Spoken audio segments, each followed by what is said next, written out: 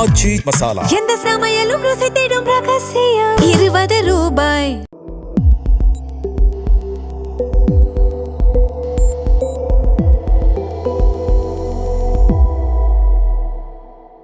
தமிழ் தடம் நேயர்களுக்கு வணக்கம். இன்றைய நேர்காணலில் நம்மோடு இணைந்திருப்பவர் ஊடகவியலாளர் திரு கபிரியல் தேவதாஸ் அவர்கள். சார் வணக்கம். வணக்கம்.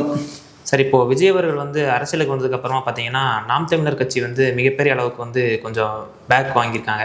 இந்த சூழ்நிலையில் ரீசெண்டாக சீமான் அவர்கள் பேசும்போது என்ன சொல்கிறாருன்னா, இது வரைக்கும் நடந்ததெல்லாம் மறந்துடுங்க, இந்த வருஷம் தான் நம்ம கட்சியை புதுசாக தொடங்கியிருக்கோம், இன்னிலேருந்து நம்ம புதுசாக ஆரம்பிப்போம் அப்படிங்கிற மாதிரியான ஒரு விஷயம் சொல்லியிருக்காரு. இது எப்படி பார்க்குறீங்க நீங்கள்? நாம் தமிழர் கட்சியோட ஓட் ஷேர் கம்மியாக இருக்குது. 8% 4% என்டிகேவோட ஓட் ஷேர் கம்மியாக இருக்குது. ஆனால் இது என்டிகேன்ற பார்ட்டி ஒட்டுமொத்தமாக பெரிய பின்னடைவை சந்திச்சிருக்குன்னு நான் பார்க்கல. ஓட் ஷேர் கம்மியானால் பார்ட்டி பெருசாக பின்னடைவு சந்திச்சிருக்காங்கன்னு நான் பார்க்கல. என்னை பொறுத்தளவில் நான் எப்படி பார்க்குறேன்னா, ஒரு கட்சிக்கு கேடஸ் இருப்பாங்கல்ல, ஸ்ட்ராங்கான ஐடியாலஜிக்கல் கேடஸ் இருப்பாங்க, கருத்தியல் ரீதியாக ரொம்ப ஸ்ட்ராங்காக இருப்பாங்க, கட்சியோட கருத்தியலை நல்லா உள்வாங்கியிருப்பாங்க, மக்கள்கிட்டையும் அதை கொண்டு போய் சேர்ப்பாங்க. ஸோ கட்சி மேலே பிடிப்புள்ள ஒரு ஆட்கள், ஒரு கூட்டம் இருக்கும் இல்லையா, அந்த குரூப் கம்மியானாங்கன்னா பெரிய பலவீனம்னு நான் பார்ப்பேன். என்னை பொறுத்தளவில் ஒரு கட்சியோட ஸ்ட்ரென்த்தே அந்த கட்சியோட கேடர் பேஸாக தான் நான் பார்ப்பேன். இப்போ டிவிகேவுக்குலாம் இருக்கக்கூடிய வீக்னஸ் என்னன்னா, கேடர் பேஸ் கிடையாது பெருசாக. அந்த கட்சிக்கு விஜய் அப்படின்ற ஒரு மாஸ் ஹீரோ இருக்காரே தவிர அந்த கட்சிக்கு கேடர் பேஸ் கிடையாது, ஐடியாலஜி கிடையாது. ஐடியாலஜியில் தான் கேடர் பேஸ் இருக்கும். ஐடியாலஜி வச்சு தானே நீங்கள் தொண்டர்களை உள்ளே கொண்டு வருவீங்க. அங்கே இருக்கிறது ஒரு பெரிய ஃபேமஸான ஸ்டார், அப்புறம் அவருக்கு நிறையா ஃபேன்ஸ், அவங்கெல்லாம் இப்போ தொண்டர்களாக மாறிட்டாங்க. ஆனால் என்டிகேவுக்கு என்னென்னா, ஒரு ஐடியாலஜி இருக்குது, ஐடியாலஜியை மக்கள்கிட்ட கொண்டுட்டு போகணுன்ற அந்த வெறியோடு இருக்கக்கூடிய கேடஸ் நிறைய பேர் இருப்பாங்க. அந்த கேடஸ் இருக்காங்கல்ல, அவங்களோட எண்ணிக்கை கம்மியாச்சுன்னா கட்சி பெரிய பின்னடைவை சந்திச்சிருக்குன்னு நான் சொல்லுவேன். இப்போ கட்சியில் ஒரு 100 கொள்கை ரீதியான பிடிப்பு இருக்கக்கூடிய கேடஸ் இருக்காங்கன்னு வச்சுப்போம். அந்த 100 பேர் 50 மாறிட்டாங்கன்னா அது பெரிய ஒரு வீழ்ச்சி. ஓட் ஷேர் 8% 4% மாறுதுன்னு வச்சுக்கோங்க, அது பெரிய ஒரு வீழ்ச்சியாக பார்க்கலாம். அது ஒரு பின்னடைவுன்னு நம்ம பார்க்கலாம். பட் அது ஒரு பெரிய ஒரு வீழ்ச்சியாக நான் பார்க்கல. ஏன் நான் இதை சொல்கிறேன்னா, உண்மையான அரசியல் மாற்றத்தை ஏற்படுத்தணும்னா இந்த ஓட் ஷேர் அதெல்லாம் தாண்டி நான் சொன்ன இந்த ஐடியாலஜிக்கல் கேடஸ் தான் வேணும். பெரிய புரட்சியாக இருக்கலாம், பெரிய அரசியல் மாற்றமாக இருக்கலாம். நான் அரசியல் மாற்றம் சொல்கிறது உண்மையான அரசியல் மாற்றம், ஒரு ஒரு குவாலிட்டேட்டிவ் சேஞ்சுன்னு சொல்லுவாங்களே. இதுக்கு முன்னாடி இருந்த விஷயங்களை தூக்கி போட்டுட்டு முற்றிலுமாக புதுசாக ஒரு விஷயத்தை கொண்டு வரது இருக்குல்ல. ரஷ்யன் ரெவல்யூஷனாக இருக்கலாம், ஃப்ரெஞ்சு ரெவல்யூஷனாக இருக்கலாம், தமிழ்நாட்டிலேயே 60களில் நடந்த மாற்றமாக இருக்கலாம். அது பெரிய ஒரு மாற்றத்தை சொசைட்டி பார்க்கல, சோஷியல் டிரான்ஸ்ஃபர்மேஷன் ஏற்படுதில்ல. அந்த மாதிரியான மாற்றத்தை நீங்கள் ஏற்படுத்தணும்னா 5% 6% அந்த கதையெல்லாம் கிடையாது. உங்களுக்கு நான் சொன்ன இந்த கேடஸ் வேணும், அவங்க தான் அரசியல் மாற்றத்தை ஏற்படுத்துவாங்க. ஸோ அந்த தொண்டர்கள் இருக்க வரைக்கும் எந்த ஒரு சிக்கலும் இருக்கிறதா பார்க்கல. இப்போ இந்த எலெக்ஷன் டிஃபீட்டை நம்ம எப்படி பார்க்கலான்னா, டிவிக்கே உள்ள புதுசாக வராங்க, பெரிய ஒரு ஃபோர்ஸாக உள்ள வராங்க. இப்போ டிவிகேவை பொறுத்தளவில் மக்கள் என்ன நினைக்கிறாங்கன்னா, நம்மளோட பிரச்சனைகளெல்லாம் டிவிக்கே எப்படியோ தீர்த்துருவாங்கன்னு நினைக்கிறாங்க. நான் ஜஸ்ட் ஒரு ஓட்டு மட்டும் போடுவேன், டிவிக்கே எல்லாத்தையும் பார்த்துப்பாங்க. அப்படி மாற்றத்தை நீங்கள் கொண்டு வர முடியாது. நீங்கள் மாற்றத்தை கொண்டு வரணும்னா நீங்கள் களத்துக்கு வரணும், நீங்கள் அரசியல் மயப்படணும், நீங்கள் தான் மாற்றத்தை கொண்டு வரணும். நான் அப்படியே உட்காருவேன், டக்குன்னு ஒரு ஓட்டை போட்டு நான் ஐடி கம்பெனியில் போய் கம்ப்யூட்டர் தட்டிட்டு இருப்பேன். இவங்க எல்லாம் மாற்றத்தை கொண்டு வாங்கன்னு நினச்சிக்க முடியாது. ஸோ இப்போ நீங்கள் ஓட்டை போட்டீங்க, டிவிக்கே பவரை கொண்டு வந்துட்டீங்க. இப்போ நீங்கள் பார்க்குறீங்க, என்ன நம்ம என்னமோ நினச்சோம், ஆனால் வேற ஏதோ செஞ்சுட்டு இருக்காங்களே இவங்கெல்லாம். ஒரு அமைச்சர் பார்த்தோம்னா பஸ் ஸ்டாண்டில் அவர் பேசுகிற விஷயங்கள் சென்சிபிளாக இல்லை. அப்புறம் இன்னொரு அமைச்சருக்கு பார்த்தோன்னா அவரோட துறை என்னன்னே தெரியல, அதுக்கப்புறம் ரீடேக் போகலாம் அப்படின்ற மாதிரி அவர் சொல்கிறாரு. ஸோ இவங்க பண்ணுற விஷயங்கள்லாம் பார்த்தா இப்போ மாற்றத்துக்கான ஆட்களாக தெரியல. அதான் நம்ம சொல்கிறது, இப்போ மாற்றத்தை இன்னொருத்தர் கொண்டு வந்துருவாருன்னு நீங்கள் நினச்சிட்டு வீட்டில் உட்காந்துருக்க முடியாது. நீங்கள் மாற்றம் வேணும்னு நினைக்கிறீங்கன்னா என்ன மாற்றம் வேணும், அதை எப்படி கொண்டு வரணுன்ற புரிதல் உங்களுக்கு இருக்கணும். நீங்கள் வெளியே ஆக்டிவாக இருக்கணும். நீங்கள் பொலிட்டிக்கல் ஆக்டிவாக இருக்கும்போது அரசியல்வாதி ஒழுங்காக இருப்பான். நீங்கள் ஒழுங்காக இல்லை, நம்ம பாட்டுக்கு ஓட்டை போட்டு வீட்டுக்கு போயிடுவோம்னா அரசியல்வாதி விளையாட தான் செய்வான். ஸோ அதனால் மாற்று இந்த மாதிரி வரப்போகிறது கிடையாது. பட் என்னன்னா, மக்களுக்கு ஒரு அதிருப்தி இருக்குது, அது கிளியராக வெளிப்படுது. இப்போ நம்ம ஒப்பீனியன் போல்லாம் எடுக்கிறோம்ல, ஒப்பீனியன் போல்லாம் எடுக்கும்போது என்ன நடக்கும், மக்களோட மூடு என்னன்றதை கண்டுபிடிப்போம். இது ஒரு பெரிய ஸ்கேல் ஒப்பீனியன் போல்னு வச்சுப்போம். மக்களோட மூடை நம்ம இப்போ டெஸ்ட் பண்ணி பார்த்துட்டோம். இப்போ தாவேக்காவை பொறுத்தளவில்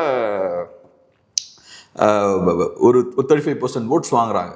அப்போ மக்களுக்கு 2 திராவிட கட்சிகள் மேலே பெரிய அதிருப்தி இருக்குது.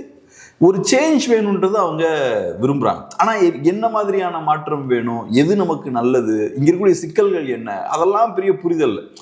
விஜய் எல்லாம் பார்த்துப்பார், நம்ம விஜய்க்கு ஓட் போடுவோம் அப்படின்ற மாதிரி பார்த்து ஓட் போடுறாங்க. இது பெரிய ஒரு சிக்கலில் கொண்டு போய் தமிழ்நாட்டை விடும்.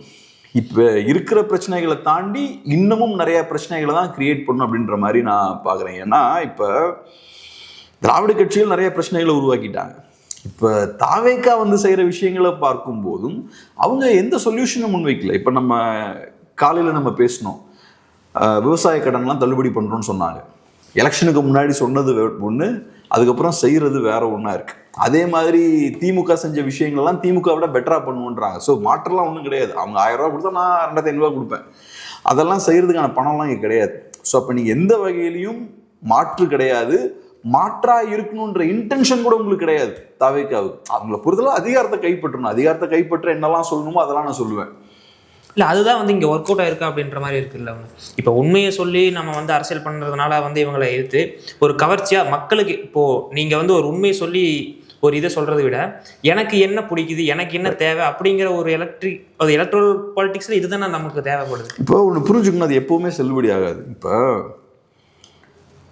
நம்ம ஒரு தனி மனிதர்களாக எப்போ மாற்றத்தை விரும்புவோம், நம்ம எப்போ மாறணும்னு நினைப்போம்.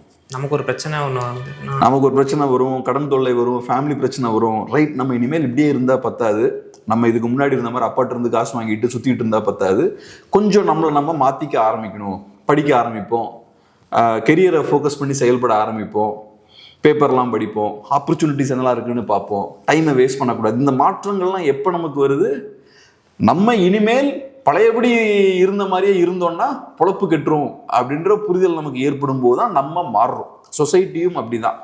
ஸோ நீங்கள் சொன்ன மாதிரி சொசைட்டியை பொறுத்தளவில் எதையாவது கதையை சொன்னால் ஏமாந்துருவாங்க, ஓட் போட்டுருவாங்கன்றதெல்லாம் ஓகே. ஆனால் மாற்றத்துக்கான தேவை வரும்போது நீங்கள் மாற்றமாகவும் இருக்கணும். அப்படி இந்த கதையை சொல்லி மட்டுமே ஓட்ட முடியாது. இப்போ ரஷ்யன் ரெவல்யூஷன் வருது, அந்த காலகட்டத்தில் நீங்கள் அவங்க கிட்ட இதே மாதிரி சொல்லி ஏமாற்ற முடியாது. இல்லை, அவன் கடுப்பில் இருப்பான். இப்போ நம்ம இன்னும் அந்த மாதிரியான கண்டிஷனுக்கு, பாயிலிங் பாயிண்ட்டுக்கு போல. 60ஸ்லேயும் கூட தமிழ்நாட்டில் அப்படிதான். அந்த கோபம் வரும், கோபம் வந்தால் மக்கள் வெளியே வர ஆரம்பிப்பாங்க. அந்த டைமில் நீங்கள் இந்த கதையெல்லாம் சொல்லிட்டு இருக்க முடியாது. இந்த லாஸ்ட் 50 இயர்ஸ் பார்த்தோம்னா ஒரு மாதிரி ஒரு ஸ்மூத்தாக போயிடுச்சு தமிழ்நாட்டில். ஒரு பெரிய மாற்றம் ஏற்பட்டாச்சுன்னா அதுக்கப்புறம் ஒரு 50 வருஷம் குவைட்டாக தான் இருக்கும். அதுக்கப்புறம் திருப்பி இன்னொரு மாற்றம் ஏற்படும், அப்புறம் 50 வருஷம் குவைட்டாக போய்கிட்டு இருக்கும். இந்த லாஸ்ட் 50-60 இயர்ஸ் பார்த்தோம்னா ஒரு விதமான ஒரு அரசியல் நடந்திருக்கு. நீங்கள் சொன்ன மாதிரியான அரசியல் தான். மக்களுக்கு என்ன பிடிக்குமோ, மக்கள் எதை கேட்க விரும்புகிறாங்களோ அந்த கதைகளெல்லாம் சொல்லிக்கிட்டே இருக்கிறது. ஆனால் இன்னைக்கு அந்த 2 கட்சிகளையும் தூக்கி மக்கள் போட்டிருக்காங்க. அதுக்கான காரணம் என்னன்னா, மக்கள் வேற எதை எதிர்பார்க்குறாங்க. அதை போல் நம்ம கிளியராக புரிஞ்சுக்கணும். இந்த எப்பவும் சொல்கிற கதை எனக்கு வேண்டாம், புதுசாக எதை எதிர்பார்க்குறாங்க. அந்த இடத்துல தாவேக்கா வந்து உட்கார்ந்துருக்காங்க. தாவேக்காகிட்டே அதை எதிர்பார்ப்பாங்க. நான் சொல்கிறேன், தாவேக்காவுக்கு சிக்கல் இது. இந்த 50 வருஷம் திமுக அதிமுகவுக்கு ஈஸியாக போயிருச்சு சூழல்லாம். இவ்வளோ பெரிய கடன் கிடையாது, இவ்வளோ பெரிய குழப்பங்கள் சிக்கல்கள் கிடையாது, இன்டர்நேஷ்னலாகவும் நிறைய பிரச்சனைகள்லாம் போயிட்டு இருக்கு. எப்போவுமே ஒன்று புரிஞ்சுக்குங்க, சர்வதேச அளவில் நடக்கக்கூடிய விஷயங்கள் தமிழ்நாட்டிலும் இந்தியாவிலையும் பெரிய மாற்றத்தை ஏற்படுத்தும். அது செகண்ட் வேர்ல்டு வார் முடிஞ்சதுக்கப்புறம் இந்தியாவுக்கு விடுதலை கிடைக்குது, அதுக்கப்புறம் தமிழ்நாடுன்ற ஸ்டேட் உருவாகுது. செகண்ட் வேர்ல்டு வார் நடக்காமல், பிரிட்டன் கொலாப்ஸ் ஆகாமல் அதெல்லாம் நடந்திருக்குமா? இந்தியாவுக்கு விடுதலையும் கிடைச்சிருக்காது, தமிழ்நாடு ஒரு ஸ்டேட்டாகவும் மாறி இருக்காது. ஸோ அங்கே ஒன்று நடக்குது, யூரோப்பில் நடக்குது, பட்டு கேஸ்கேடிங் எஃபெக்ட்டும்பாங்க. பட்டு ஒவ்வொரு காயாக தட்டி தூக்கிருச்சு. அது அந்த மாதிரி தான். இதெல்லாம் நான் சொல்றதுக்கான காரணம் என்னன்னா, இப்பவும் குளோபலாக டிராஸ்டிக்காக நிறைய சேஞ்ச் நடந்துட்டு இருக்கு. அங்கே மாற்றம் நடந்தால் வரிசையாக நிறைய இடங்கள்ல மாற்றம் நடக்கும். ஸோ ஏதோ ஒரு பெரிய ஒரு ஒரு ஒரு ஒரு கோவம்லாம் மக்கள்கிட்ட இருக்கு. அது ஒரு ஸ்டார்டிங் பாயிண்ட்ல இருக்கு.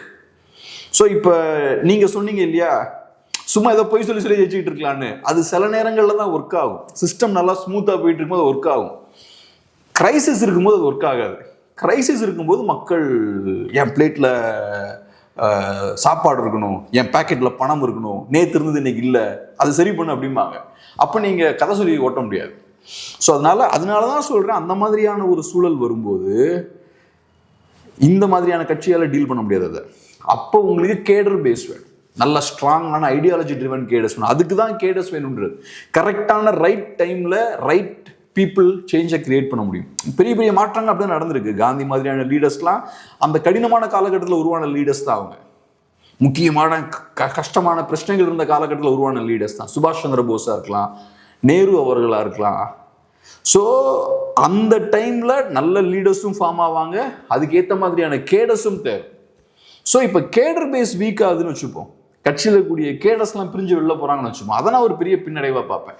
ஆனால் இங்கே அந்த மாதிரியான சிக்கல்லாம் எதுவும் இருக்கிற மாதிரி தெரியல. இப்போ என்டிகே அடுத்ததாக கேட்கலையா? சரி கேட்காது. இல்லை, கேடர் பேஸ்லையும் கொஞ்சம் சின்ன சரிவு இருக்க மாதிரி பார்க்குறேன். ஏன்னா நிறையா தமிழ் தேசியம் பேசினவங்க கூட இன்னைக்கு விஜய் அவர்கள் வந்து தமிழராக வந்து சிஎம் ஆயிட்டாரு. ஃபர்ஸ்ட் டைம் வந்து ரொம்ப நாளுக்கு அப்புறம் ஆயிட்டுக்கனால நிறைய பேர் வந்து இப்போ டிவிகேக்கு சப்போர்ட் பண்ணி, நிறையா நேற்றுக்கு தமிழ் தேசியம் பேசினவங்களாம் இன்னைக்கு டிவிகேக்கு சப்போர்ட் பண்ணி பேசிட்டு இருக்காங்க. இப்போ நான் கேடர் பேஸ்ன்னு சொல்றது வந்து தமிழ் தேசியவாதி தான். நேற்று திராவிடம் பேசினவன் இன்னைக்கு வேற சித்தாந்தம் பேசிக்கிட்டு இருப்பான். நேற்று வந்து இன்னொரு ஐடியாலஜி பேசினவன் இன்னைக்கு வேற ஒரு ஐடியாலஜி பேசிட்டு இருப்பான், அது வேற. ஆனால் நான் சொல்றது என்னன்னா, தமிழ் தேசியம் பேசினவன் நேற்றை விட இன்னைக்கு அதிகம் தான் இருக்கான். ஆனால் தமிழ் தேசியவாதிகளுக்கு ஒரு குழப்பம் ஏற்பட்டிருக்கு. நடந்தது என்னன்னு புரியல.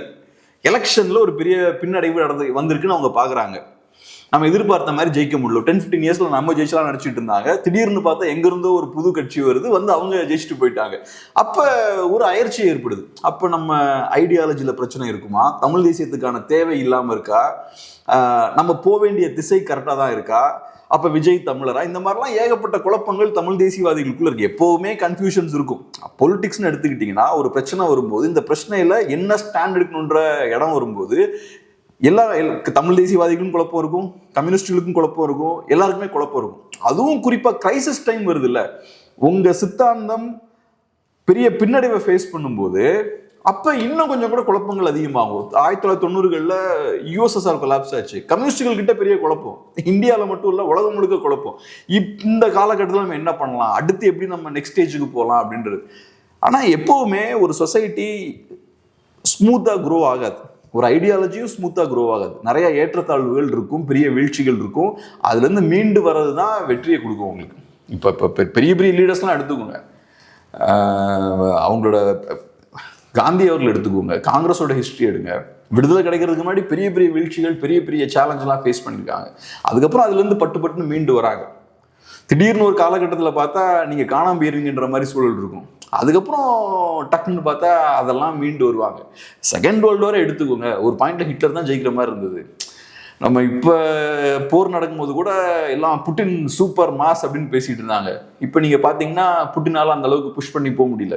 ஸோ சில காலகட்டங்கள் பார்க்கும்போது நம்ம தோக்குற மாதிரி இருக்கும். இப்போ நம்ம திரும்பி பார்க்குறோம், ஹிஸ்டரியை திரும்பி பார்க்கும்போது செகண்ட் வேர்ல்டு வார்ல ஹிட்லர் தோத்துட்டார், பிரிட்டன் அமெரிக்காலாம் ஜெயிச்சிட்டாங்கன்னு சொல்றோம். ஆனா போர் நடந்துட்டு இருக்க காலகட்டத்தில் ஹிட்லர் பிரம்மாண்டமா இருந்தார். அந்த டைம்ல பெரிய ஒரு அயற்சி மக்கள் மத்தியில் இருந்தது. ஹிட்லர்லாம் வீழ்த்தவே முடியாது, அவர் கடவுள் மாதிரி நினைச்சாங்க. அதான் ஆப்பிரிக்காவில் சொல்லுவாங்க, ஆப்பிரிக்காவில் எர்வின் ரோமல் சண்டை போட்டார், ஃபேமஸான ஜெனரல். அவரை வீழ்த்தவே முடியாதுன்னு பிரிட்டிஷ்காரங்க நம்பினாங்களாம். அவர் German general. So Erwin Rommel தலைமையிலான ஜெர்மன் படைகளை நம்ம வீழ்த்தவே முடியாதுன்னு பிரிட்டிஷ்காரங்களே நம்பிட்டு இருந்தாங்க. ஸோ அவங்கள ஊக்கப்படுத்துறதே பெரிய ஒரு சேலஞ்சாக இருந்தது. அந்த மாதிரி தான் இப்போ ஒரு பெரிய ஒரு சேலஞ்ச் இருக்கும்போது அது பெருசாக தெரியும். அதுக்கப்புறம் ஒரு 10 வருஷம் கழிச்சு பார்த்தீங்கன்னா அது சாதாரணமாக தான் இருக்கும். இதுவும் ஒரு சேலஞ்சாக பார்க்குறேன். இப்போ நான் யோசிக்கிறது என்னன்னா, தமிழ் தேசியத்துக்கான தேவை இருக்கா இல்லையா, அதான் ஃபர்ஸ்ட் கேள்வி. தேவை இருக்கு. இன்னைக்கு ஒரு காலத்துல திராவிடத்துக்கான தேவை ஏற்பட்டுச்சு. ஏன்னா இந்திய தேசியத்தால பெருசா செய்ய வேண்டிய விஷயத்த செய்ய முடியல. இந்திய தேசியம்ன்றது குறிப்பிட்ட அப்பர் காஸ்ட் கண்ட்ரோல்ல இருந்தது, மற்றவங்களுக்கு அங்க ஸ்பேஸ் இல்லை. அப்புறம் திராவிட அரசியல் வருது, பிராமணர்கள் அல்லாதவர்களுக்கும் ஸ்பேஸ் கிரியேட் ஆகுது. அதுக்கப்புறம் இன்னைக்கு பிராமணர் அல்லாதவர்கள் சொல்றீங்க, ஆனா தமிழர்களுக்கு அங்க பெரிய ஸ்பேஸ் இல்லையே. அஃப்கோர்ஸ் நான் பிராமின்ஸ் தான் டாமினண்டா இருக்காங்க, பட் தமிழர்கள் நிறைய பேருக்கு இன்னும் ரெப்ரசன்டேஷன் இல்லையே. அப்ப தமிழர்களுக்கான அரசியல் தேவைப்படுது. இங்க இருந்து தான் தமிழ் தேசியத்துக்கோட தேவை இங்க இருந்து தான் வருது. இந்த தேவை இருக்க வரைக்கும் தமிழ் தேசியம் இருக்கதான் போகுது. இப்ப நான் ஒரு பிரச்சனை இருக்குன்றேன்ல, இந்த பிரச்சனைக்கு தாவேக்கா சொல்யூஷனே கிடையாது. இந்த பிரச்சனையை தாவேக்கா வளர்த்திக்க முடியாது. நான் சொன்ன இந்த மாற்றத்தை தாவேக்கா கொண்டு வர முடியாது. தாவேக்காக்குள்ள இருக்கிறது ஃபுல்லா அதிமுக திமுக ஆட்கள் தான். அப்ப ஏற்கனவே இருந்த ஆட்களோட தொடர்ச்சி தான் தாவேக்கா. அப்ப தமிழ் தேசியத்தோட தேவை இருக்கதான் போகுது. ஆனா இப்ப சில குழப்பங்கள் இருக்கு. என்ன பண்ணுன்ற தெளிவு இல்லாம ஒரு மாதிரி ஒரு டவுட்ல அப்படியே கொஞ்சம் கன்ஃபியூஸ்டா இருக்காங்க. இவங்களுக்கு ஒரு கிளாரிட்டியை கொடுக்கணும். அடுத்து வாட் நெக்ஸ்ட், அடுத்து என்ன பண்ணணும். இப்ப லெனினோட ஒர்க்கெல்லாம் படிக்கும்போது எனக்கு எப்பவுமே ரொம்ப இன்ஸ்பைரிங்கா இருக்கும். ஏன்னா ஒவ்வொரு காலகட்டத்துக்கும் ஸ்பெசிஃபிக்கா இந்த காலகட்டம் என்னென்ன சேலஞ்சஸ் நமக்கு கொடுக்குது, இந்த காலகட்டத்தில் நம்ம என்னென்ன பண்ணணும், நம்மளோட டார்கெட் என்ன, வாட் நெக்ஸ்ட் அப்படின்றத கிளியராக டிஃபைன் பண்ணிப்பார். ஸோ அந்த கால சூழல் என்ன எப்படி இருக்கு, இங்கே எப்படி வந்து சேர்ந்தோம், அடுத்து நம்ம என்ன பண்ணணும், வாட் நெக்ஸ்ட் அப்படின்றத ரொம்ப கிளியராக டிஃபைன் பண்ணுவார். எல்லா இடத்துலையுமே சேலஞ்சு வரும்போது அந்த சேலஞ்சஸையும் கிளியராக டிஃபைன் பண்ணி எப்படி மீண்டு வரணும்னு பேசுவார். ஒரு லீடருக்கான வேலை அது. ஒரு மூமெண்ட் ஒரு சிக்கல் இருக்கும்போது அடுத்து என்ன பண்ணுன்றத அந்த லீடர் தான் டிஃபைன் பண்ணும். அதை லெனின் எப்பவுமே பெர்ஃபெக்டாக ஆர்டிகுலேட் பண்ணுவார். ஏன்னா போல்ஷிவிக் பார்ட்டி ரொம்ப டெமோக்ராட்டிக்கான பார்ட்டி. கம்யூனிஸ்டுகள் பவருக்கு வந்ததுக்கப்புறம் சர்வாதிகாரி ஆகிட்டாங்க. ஆனால் பவருக்கு வர்றதுக்கு முன்னாடி வரைக்கும் ரொம்ப டெமோக்ராட்டிக்காக தான் இருந்தாங்க. அந்த கட்சிக்குள்ளேயும் நல்லா இன்டர்னல் டெமோக்ரஸிலாம் இருக்கும். லெனின் இருக்க வரைக்கும் ரெவல்யூஷனுக்கு அப்புறமே கூட டெமோக்ராட்டிக்காக தான், பார்ட்டிக்குள்ள டெமோக்ரஸி இருந்தது. நாட்டில் டெமோக்ரஸி இல்லை, ஆனால் கட்சிக்குள்ள டெமோக்ரஸி இருந்தது லெனின் உயிரோடு இருக்க வரைக்கும். ஸோ அந்த வகையில் எல்லாத்தையும் வென்றெடுக்கணும். டெமோக்ரஸினால் அதுதான் எல்லாத்தையும் கன்வின்ஸ் பண்ணணும். ஸோ லெனின் வந்து ரொம்ப பெர்ஃபெக்டாக எல்லாத்தையும் ஆர்டிகுலேட் பண்ணுவார், எல்லாத்தையும் ஐடியாஸை பெர்ஃபெக்டாக கன்வே பண்ணுவார். அது தேவை இப்போ. ஆனால் இப்போது தமிழ் தேசியம் தேவையா அப்படின்னா தேவைதான். ஆனால் நான் என்டிகே எடுத்துகிட்டு கொண்டு போகிற அந்த விதம் வந்து தப்பாக இருக்குமோ அப்படின்னு. ஏன்னா நான் ஒரு ஊடகத்தில் ஒருத்தர் வந்து பேசியிருந்தார். என்ன அப்படின்னா, இங்கே தமிழ்நாடு பற்றின அரசியல் தான் வேணுமே தவிர தமிழீழம் பற்றின அரசியல் இங்கே பெருசாக எடுபடாது அப்படிங்கிற மாதிரி இருக்கார். அது ஒரு ஆர்கனைசேஷனாக இருந்து தமிழரை ஒன்று சேர்க்க வேணால் பயன்படுமே தவிர, ஆனால் அது எலக்ட்ரல் பாலிடிக்ஸில் வந்து நீங்கள் தமிழ்நாட்டு கிரவுண்டில் இருக்க பிரச்சனை தான் நீங்கள் பேசணும். ஈழத்து பிரச்சனையை பேசி நம்ம இங்கே வந்து ஓட்டு வாங்க முடியுமா அப்படின்னு கேட்டால் அது எடுபடாது அப்படிங்கிற. ஈழத்தை பற்றி பேசி யாரும் ஓட்டு கேட்கல. இப்போ என்டிகே பெர்ஃபெக்ட்லாம் நான் சொல்லலை. என்டிகேல டெஃபினட்டாக நிறையா சிக்கல்கள் இருக்குது. ஆனால் இங்கே இருக்க இப்போ எப்போவுமே முழுமையாக 100% கரெக்டாக ஒரு மூமெண்ட் கிரியேட் ஆகுது. அரசியல்ன்றதே தூய சக்தின்னு சொல்கிறாங்களே தாவேக்கு, அதுவே பொலிட்டிக்கலாக ரொம்ப இன்கரெக்டான ஒரு ஸ்டேட்மெண்ட். பொலிட்டிக்ஸில் தூய அரசியல் ஒன்றுமே கிடையாது. பட் ப்ரொபகேண்டா ரொம்ப இம்பார்ட்டன்ட். 100% பியூராக எதுவுமே கிடையாது. ஆனால் ப்ரொபகேண்டா வச்சு நீங்கள் வண்டி ஓட்ட முடியாது நான் சொல்கிறேன். ப்ரொபகேண்டா வச்சு நீங்கள் மக்களுக்கு டெலிவர் பண்ண முடியாது. ப்ரொபகேண்டா வச்சு எலெக்ஷன் ஜெயிக்கலாம், ஆனால் விவசாயிகளுக்கு காசு கொடுக்க முடியாது. மாதம் 2000 கொடுக்க முடியாது. அதுக்கு ஒரு லிமிட் இருக்குது. பட் அது ஓகே. தூய சக்தி தூய அரசியல்லாம் பேசுகிறாங்கல்ல, பியூர் பொலிட்டிக்ஸ்ன்னு சொல்கிறது இருக்குல்ல, அப்படி ஒன்று கிடையவே கிடையாது. அரசியல் என்றைக்குமே பியூராக இருக்காது. அரசியல்ன்றது எப்போவுமே நிறைய பிரச்சனைகளோட தான் இருக்கும். அதை நீங்கள் அடுத்தடுத்த ஸ்டேஜுக்கு கொண்டு போகணும். இப்போ என்டிகே எடுத்துக்கிட்டிங்கன்னா கண்டிப்பாக நிறைய சிக்கல்கள் இருக்கும். அதை அடுத்த ஸ்டேஜுக்கு எப்படி கொண்டு போகலான்றது ஒன்று. இல்லை கொண்டே போக முடியாது அப்படின்னா சொசைட்டியே அந்த கட்சி தூக்கி வெளில போட்டுரும். அதுக்கப்புறம் புது அரசியல் சக்தி நோக்கி சொசைட்டி போக ஆரம்பிக்கும். ஏடிஎம்கேன்ற ஒரு கட்சி சரியாக வேலை செய்யலைங்கும் போது தமிழ் சமூகம் என்ன பண்ண, அந்த கட்சி தூக்கி போட்டு அந்த இடத்துல இன்னொரு கட்சி உட்கார வச்சிருச்சு. இப்போ தாவேக்கா பண்ணுறது ஒன்றும் கிடையாது. ஏடிஎம்கே அன்னைக்கு பண்ண வேலையை தான் இன்னைக்கு பண்ணுறாங்க. அதே மாதிரி தான் தமிழ் தேசியத்துக்கான தேவை இருக்கும்போது ஒரு தமிழ் தேசிய கட்சி சரியாக செய்ய வேண்டிய வேலையை சரியாக செய்யலைன்னா தூக்கி போட்டு புதுசாக ஒரு கட்சியை சொசைட்டியை உருவாக்கிடும். ஸோ அந்த ஒரு விஷயம் டெஃபினட்டாக இருக்குது. ரெண்டாவது நான் என்ன எதிர்பார்க்குறேன்னா, லீடர்ஸை ப்ரொடியூஸ் பண்ணணும். செகண்டரி லெவல் லீடர்ஸை நிறையா உருவாக்கணும். முக்கியமாக இப்போ நிறைய யூடியூபர்ஸ் இருக்காங்க. தமிழ் தேசியவாதிகள் நிறைய பேர் யூடியூபர்ஸ் இருக்காங்க. நான் சொல்ல என்டிகே மட்டும் இல்லை, அதை தாண்டியும் யூடியூபர்ஸ் நிறைய பேர் இருக்காங்க. யூடியூபர்ஸ் லீடர்ஸ் கிடையாது, யூடியூபர்ஸ் இன்ஃப்ளூயன்சர்ஸ். இன்ஃப்ளூயன்சருக்கும் லீடருக்கும் டிஃப்ரென்ஸு. கிரவுண்டில் வேலை செய்யணும், சும்மா வீடியோவில் வந்து பார்த்துட்டு அது ஒன்று. இன்ஃப்ளூயன்சரை பொறுத்தளவு எப்படின்னா, ஒரு இன்ஃப்ளூயன்சர் இப்போ ரோட்டில் நடந்து போகிறாருன்னா அவர்கிட்ட வந்து ஃபோட்டோ எடுப்பாங்க. சார் நீங்கள் நல்லா பேசுனீங்க, உங்களுக்கு 1 million வியூஸ் வந்தது, சூப்பராக பண்ணிட்டீங்கன்னு சொல்லுவாங்க. அது இன்ஃப்ளூயன்சர். லீடர்னா அப்படி கிடையாது. லீடரை ஃபாலோ பண்ணுறது ரெடியாக இருப்பாங்க, லீடர் சொல்கிறத கேட்கறதுக்கு ரெடியாக இருப்பாங்க. இவனை பின்தொடரலாம், இவன் தகுதியானவன் அப்படின்ற நம்பிக்கையோடு அவன் பின்னாடி போவாங்க. அதுக்கு நீங்கள் ஒரு ஸ்டேச்சர், ஒரு தகுதி உள்ளவராக இருக்கணும்.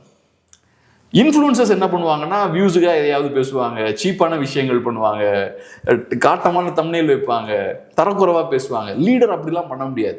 தரக்குறைவாக பேசுகிறவனை பார்த்து நீங்கள் ஃபேமஸான ஆளுன்னு சொல்லுவீங்க அவனை, ஆனால் அவனை பின்தொடர மாட்டீங்க. அவனை உங்கள் தலைவனை நீங்கள் ஏற்றுக்க மாட்டீங்க. வீடியோ போட்டால் பார்ப்பீங்க, ரோட்டில் பார்த்தா ஃபோட்டோ எடுப்பீங்க, ஆனால் அதை தாண்டி அவனை தலைவனாக ஏற்று அவன் பின்னாடி போக மாட்டீங்க. ஆனால் ஒரு லீடர் அப்படி கிடையாது. ஒரு லீடர்னா பண்பானவனாக இருப்பான், டீசெண்டாக பிஹேவ் பண்ணுறது, ஒரு விஷன் இருக்கணும் அவனுக்கு. சொசைட்டி இன்னைக்கு எங்கே இருக்குது, நாளைக்கு எங்கே போகுதுன்னு அதெல்லாம் தெரிஞ்சு அந்த ஒரு விஷன் தான் தானே அவனை நம்பி பின்னாடி எல்லாம் வருவான்.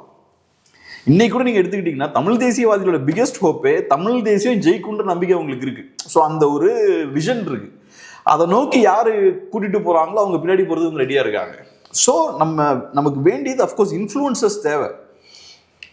இன்ஃப்ளூயன்சர் நாளைக்கு லீடராகவும் மாறணும். அதான் என்னோட பாயிண்ட். ஒரு லீடருக்கு இன்ஃப்ளூயன்ஸும் தேவை, ஆனால் இன்ஃப்ளூயன்சர்ஸ் எல்லாமே லீடர்ஸ் ஆகிட முடியாது. ஸோ லீடர் நான் சொல்லும்போது ஒரு ஸ்டேச்சர் இருக்கணும் ஒரு லீடருக்கு. இப்போ நேருக்கு ஒரு ஸ்டேச்சர் இருக்கும், காந்திக்கு ஒரு ஸ்டேச்சர் இருக்கும், அண்ணாக்கு ஒரு ஸ்டேச்சர் இருக்கும். இப்போ அண்ணா அவர்களோட வாயிலிருந்து நம்ம யூடியூபர்ஸ் வாயிலிருந்து வர வார்த்தைகள்லாம் வராது. அவர் ஒரு வார்த்தையை சொன்னார்னா பேசுறாருன்னா கண்ணியமா பேசுறது, பொலிட்டிக்கலா சிந்திக்கிறது, வெறும் வியூஸ் வரணும் கைத்தட்டு வரணுன்றது மட்டும் கிடையாது. கைத்தட்டுக்காக பேசுறவன் வெறும் பேச்சாளனா இருப்பான், அவன் திமுகலையும் இருப்பான் அதிமுகலையும் இருப்பான், கண்டதெல்லாம் பேசுவான், அவன் லீடர் கிடையாது. ஸோ நமக்கு வேண்டியது வெறும் பேச்சாளர்கள், வெறும் இன்ஃப்ளூயன்சஸ் கிடையாது, லீடர்ஸை ப்ரொடியூஸ் பண்ணணும். லீடர்ஸ் வந்து மென்டலி ஸ்ட்ராங்காக இருக்கணும், செய்ய வேண்டிய நேரத்தில் கரெக்டான காரியத்தை செய்யணும், அமைதியாக இருக்க வேண்டிய நேரத்தில் அமைதியாக இருக்கணும், ஸ்ட்ராட்டஜிக்காக யோசிக்க தெரியணும், இதெல்லாம் இருக்கவன் தான் லீடர். ஸோ அந்த மாதிரியான ஆட்கள் நமக்கு தேவை. அவங்க இல்லை. நிறைய இன்ஃப்ளூயன்சஸ் இருக்காங்க, தமிழ் தேசியவாதிகள், நிறைய பேச்சாளர்கள் இருக்காங்க, நல்லா பேசுகிறாங்க, ஆனால் லீடர்ஸ் இல்லை. தமிழ் நேஷனலிசம் இப்போ தேவை என்னன்னா லீடர்ஸ் வேணும். அவங்கள மோல்டு பண்ணி அவங்கள உருவாக்கணும். அவர் சீப்பான விஷயங்கள்லாம் இப்போ ஒருத்தர் பேசுகிறாருன்னா அதை டிஸ்கரேஜ் பண்ணணும். இல்லை கரெக்டாக பேசணும், கரெக்டாக. ஏன்னா ஒரு லீடர்னா நீங்கள் ஒரு ஐடியாலஜியை ரெப்ரசென்ட் பண்ணுறீங்க. நீங்கள் தப்பாக ஒரு விஷயத்த பேசுனீங்கன்னா உங்கள் ஐடியாலஜிக்கு அது கெட்ட பேர்.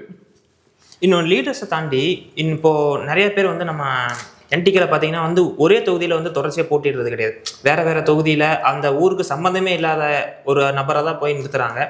ஆனால் இப்போது டிஎம்கே வந்து பார்த்துட்டிங்க அப்படின்னா ஒரு எம்எல்ஏ வந்து இப்போ செந்தில் பாலாஜி வந்து கொங்குவோட கோட்டை, அவர் தான் ஜெயிப்பார். அவர் ஏடிஎம்கேல இருந்தாலும் சரி, இல்லை டிஎம்கே இருந்தாலும். இப்போ பன்னீர்செல்வம் அவர்கள் கூட பார்த்தீங்கன்னா அவரோட தொகுதியில் அவர் தான் ஜெயிப்பார். அவர் ஏடிஎம்கேல இருந்தபோது அவர் தான் ஜெயிச்சார், இன்னைக்கு டிஎம்கேல இருக்கும்போது அவர் தான் ஜெயிச்சார். அந்த ஏரியாவுக்கு அந்த சட்டமன்றத்துக்கு அவர் தான் வந்து ஒரு லீடர் மாதிரி இருக்கார். அதுலேயும் வந்து ப்ரொடியூஸ் பண்ணுறதுல வந்து என்டிகே ரொம்ப ஃபெயிலாக இருக்க மாதிரி இருக்கு. அதுக்கு பதில் சொல்கிறேன். அதுக்கு முன்னாடி நான் இதுக்கு முன்னாடி கேட்ட கேள்விக்கும் ஒன்றும் பதில் சொல்லாமல் விட்டேன். ஈழ பிரச்சனையை பேசி நீங்கள் ஓட் வாங்க முடியாதுன்ற ஒரு கேள்வி கேட்டீங்க. அதுக்கு நான் சரியாக பதில் சொல்ல நினைக்கிறேன். அதை சொல்லிட்டு அதுக்கப்புறம் இதை நம்ம அட்ரஸ் பண்ணுவோம். என்னை பொறுத்தளவு நம்ம ஒன்று கிளியராக புரிஞ்சுக்கணும். தமிழ் நேஷனலிசம்ன்றது தமிழ்நாட்டுக்கான தேசியம் கிடையாது, தமிழர்களுக்கான தேசியம். தமிழர்கள் உலகம் முழுக்க இருக்காங்க. ஸோ எல்லா தமிழர்களுக்குமான அரசியல் தான் இது, நமக்கு மட்டும் கிடையாது. உலகம் முழுக்க இருக்கக்கூடிய தமிழர்களை ஒன்று சேர்க்கிறது தான் தமிழ் தேசியத்தோட வேலை. அப்படி இருக்கும்போது தமிழ்நாட்டு தமிழர்கள், தமிழ்நாட்டுக்கு வெளியில் இருக்கக்கூடிய இந்திய தமிழர்கள், இப்போ பஞ்சாப்ல இருக்கக்கூடிய தமிழர்கள், யூபி தமிழர்கள் அப்படிலாம் பிரிக்கக்கூடாது. அதே மாதிரி ஈழத்தமிழர்கள், அப்புறம் அமெரிக்க தமிழர்கள் அப்படி கிடையாது. நம்ம எல்லாருக்கும் ஏதோ ஒரு காமன் கனெக்டிங் பாயிண்ட் இருக்கு. ஸோ அதனால தமிழர்கள் எல்லாத்தையும் ஒன்றிணைக்கிறது தான் தமிழ் தேசியத்தோட வேலை. ஒன்றிணைக்கிறது மட்டும் கிடையாது, ஒரு குறிப்பிட்ட ஒரு அரசியல் இலக்கு நோக்கி எல்லாத்தையும் வழிநடத்தியும் கொண்டு போகணும்.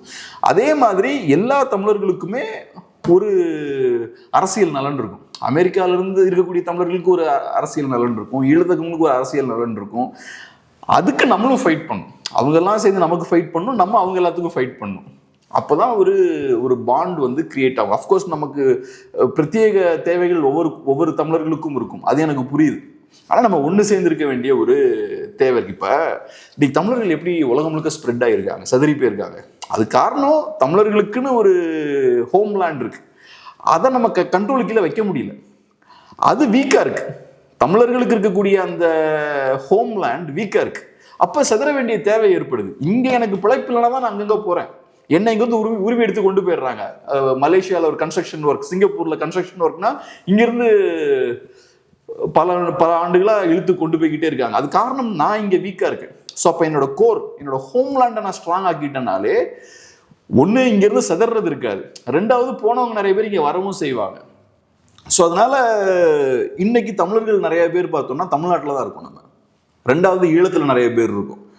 இந்த ஏரியாஸை ஸ்ட்ரென்தன் பண்ண வேண்டிய அவசியம் இருக்கு. அதை நம்ம மட்டும் கிடையாது, உலகம் முழுக்க இருக்கக்கூடிய தமிழர்களோட சப்போர்ட்டோட அதை நம்ம பண்ணணும். இன்ஃபேக்ட் என்னோட விருப்பம் என்னன்னா ஒரு விதமான ஒரு இன்டர்நேஷனல் அமைப்புகள் நமக்கு வேணும். சர்வதேச இது வந்து ஆர்கனைசேஷனா ஓகே, ஒரு ஆர்கனைசேஷனா இருந்தா வந்து பெட்டரா வந்து இது பண்ணலாம். ஆனால் ஓட் பாலிடிக்ஸ்னு வந்துச்சுன்னா இது எடுபடுமா? ஓட் பாலிடிக்ஸ்ல போய் இப்போ பிரச்சாரம் பண்ணும்போது இதை சொல்லி இப்போ ஈழ பிரச்சனையை பற்றி ஜென்ரலாக பேசுவாங்க. அதுக்கான காரணம் என்னன்னா, நீங்கள் கவனமாக இல்லைன்னா ஈழத்தில் நடந்த மாதிரி நமக்கு நடந்துரும்னு சொல்லுவாங்க. பட் ஊருக்கு போனாங்கன்னா ஊர் பிரச்சனையை தான் பேசுவாங்க. தண்ணி இல்லை, இந்த எம்எல்ஏ சரியாக ஃபங்க்ஷன் பண்ணல, சிஎம் சரியாக ஃபங்க்ஷன் பண்ணலன்னு தான் பேசுவாங்க. 95% அதான் பேசுவாங்க. பட் அதை தாண்டி இதை நம்ம புரிஞ்சுக்கணும், இது உண்மை தான். இது நம்ம கொஞ்சம் கவனமாக இல்லைன்னா நம்மளை திரும்ப காலி பண்ணிடுவாங்க. நம்மளை இங்கே இருக்கக்கூடிய அரசியல்வாதிகள் நம்மளை பற்றிலாம் பெரிய அக்கறை கிடையாது. ரெண்டாவது நீங்கள் சொன்ன அந்த விஷயம் இருக்கு இல்லையா, இப்போ லீடர்ஸ் நான் சொன்ன மாதிரி எமர்ஜ் ஆகணும்னா லீடர்ஸுக்கு ஒரு கிரவுண்டும் கொடுக்கணும். கன்னியாகுமரினா இவர் அப்போதான் ஒரு லீடர் லீட் பண்ணணும்ல. அங்கே இருக்கக்கூடிய பிரச்சனைகள் இருக்கும், அந்த மக்களை திரட்டி அந்த மக்களை லீட் பண்ணி தான் அந்த பிரச்சனைக்கான சொல்யூஷன்லாம் கொடுக்க முடியும். ஸோ ஒரு லீடர் எமர்ஜ் ஆகணும்னா அவருக்குன்னு ஒரு ஸ்பேஸும் இருக்கணும். அந்த ஸ்பேஸை விட்டு அவர் மாறி மாறி போயிட்டு இருந்தாருன்னா சில நேரங்களில் எமர்ஜ் ஆக முடியாது. என்டிகே பொறுத்தவரை நிறைய தொகுதிகளில் எஸ்டாப்ளிஷான ஆட்களும் இருக்காங்க. இப்போ கன்னியாகுமரிலாம் எடுத்துக்கிட்டிங்கன்னா அங்கே இருக்க ஆட்கள் தானே கண்டஸ்ட் பண்ணுறாங்க. சில இடங்கள்ல அது இல்லை. அதை அவங்க தெரில, அவங்க அதை மேபி அவங்களுக்கு வேறு ஏதாவது ஸ்ட்ராட்டஜி இருக்கான்னு தெரில. ஆனால் ஒரு இடத்துல ஒர்க் பண்ணும்போது தான் மக்களுக்கும் தெரியும், ஓகே இவர் நல்லா பெர்ஃபார்ம் பண்ணுறார். 5 இயர்ஸ் அவரோட ஒர்க்கை பார்த்துருப்பாங்க. ஒர்க்கை பார்த்து அவருக்கு ஓட் போட முடியும். அது ஒரு தேவையான ஒரு விஷயம்தான். அது இப்போ சிலவங்க பேசுகிறாங்க, பார்ப்போம் அது எப்படின்னு பார்க்கலாம். சீமான் அவர்கள் வந்து இந்த வருஷத்துலேருந்து புதுசாக ஆரம்பிச்சிருக்கேன்னு சொல்லியிருக்காரு. என்ன மாற்றம் ஏற்படுதுன்னு பார்க்கலாம். நன்றி.